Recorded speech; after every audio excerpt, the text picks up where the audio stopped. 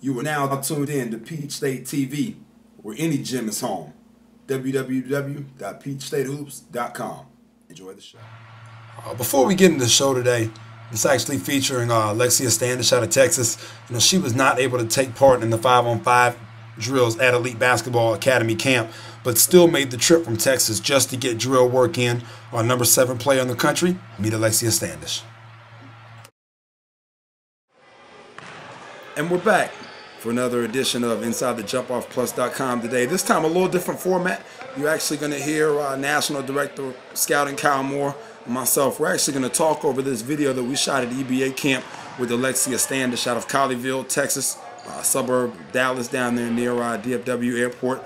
She flew over for EBA camp.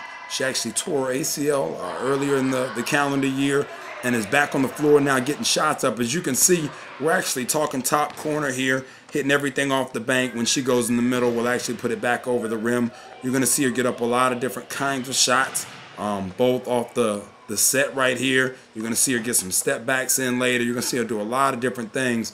One of the things that we talked to her about right off the bat was, just her footwork, make sure that her feet were square underneath her, and she had a high 1-second follow through, but her pocket is high and she gets the ball out, as you can see here early in these clips, and it's very rare to see her miss. Kyle, what was your take on Standish?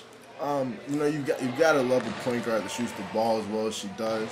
She's got the ability, when you talk about translating stuff to the college game, she's got the ability to really make people fight over that pick and roll. Nobody's going to go under with her ability to shoot the basketball and really stretch a defense, from some ball reversal standpoints and behind that three-point line.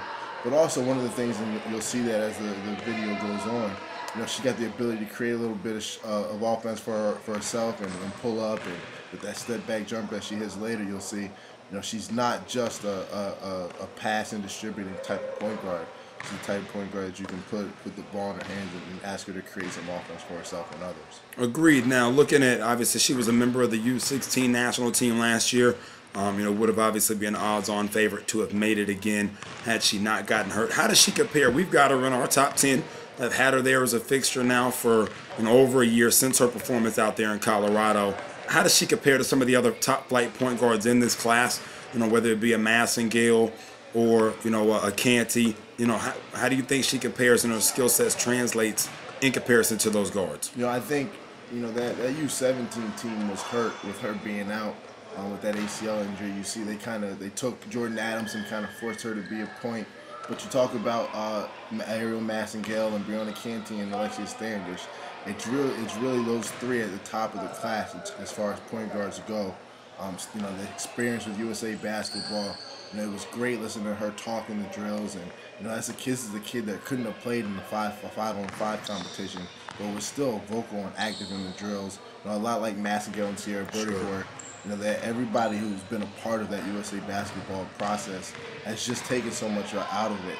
So that's going to translate for her when she gets to the high school level, to the college level. Completely agreed. You'll see some more in the following clips. Kyle and I continue to break her game down.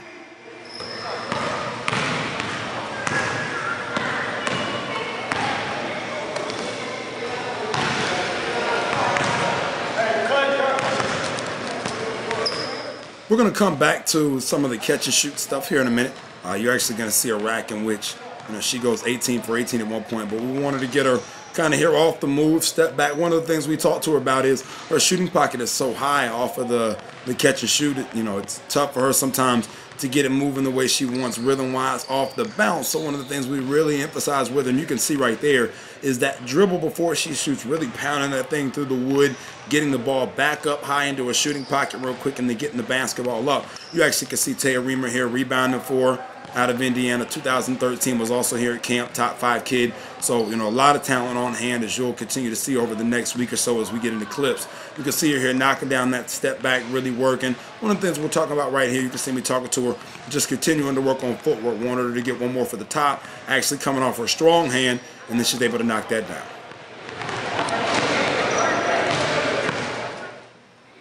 I know a lot of people, obviously, with Standish being out and not getting a chance to see her, she was pretty highly regarded from all of us, recruiting pundits, so to speak, coming out of last summer.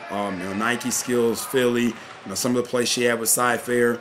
Also, once again, the USA stuff, and every time she played really well. You know, it tends to happen sometimes if you're out of sight, you're out of mind, so to speak, as she's dropped in a couple of people's eyes. You know, obviously, one of the things that we love, as you can see, is just this pure stroke and then her handle. You know, Kyle talked to us a little bit about her projections at Texas A&M, how you think she fits in the Big 12 with other guards like Cassie People, some of the people who have signed on to go to some of the other schools, even in Odyssey Sims at Baylor, some of the other teams in that league. Well, I mean, I think it shows how good basketball is in the Big 12 when you talk about Odyssey Sims, Cassie Peoples, Alexia Standish, just being three of the point guards at the top schools in that state and in that conference. You know, Standish fits in perfectly, right, with all of them. You know, Sims is obviously a great on-ball defender and is really a tough kid.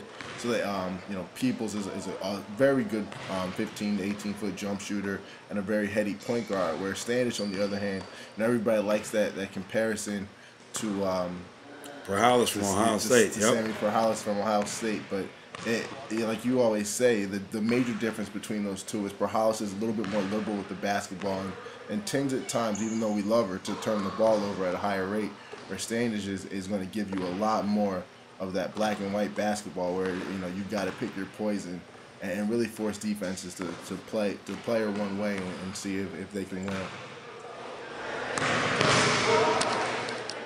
Good. You can see us now on this clip, still focusing on that catch and shoot. I actually have got her back out now behind the three-point line, getting it in. You can see her here changing sides of the wing. Once again, the thing that she just does so well is just getting that ball up and then getting it out. And every shot's the same. We just watched the video a minute ago, actually, of Amon Shumpert from Georgia Tech. And, you know, we were talking about him coming off the move, feet square, shoulder square, and every shot being the same. And just the key and how hard that is for good shooters to do. And Standish does the same thing really well. Here, you're actually going to see Standish get off the move a little bit, working on a new drill that we've got. You know, backpedaling here, attacking, having her feet ready. As you can see her plant inside foot square. Now she's going to sprint across, change sidelines. Kyle, talk to us about what you think about her off the move and just kind of her whole game in general. One of the things you like when you see her shooting in drills like this is she has the ability to allow a team to play with that two-point guard set. You know, you will be able to see Tennessee probably do it the way their recruiting is picked up in the future. If you remember, Duke Men did it a while ago with Jason Williams and Chris Duhon. It's something that when teams are able to do it with two smart point guards, the caliber of Alexia Standish, and you know, they've got Courtney Williams, they've got a couple other guards that can fit that style. It gives them a lot of options. Agreed.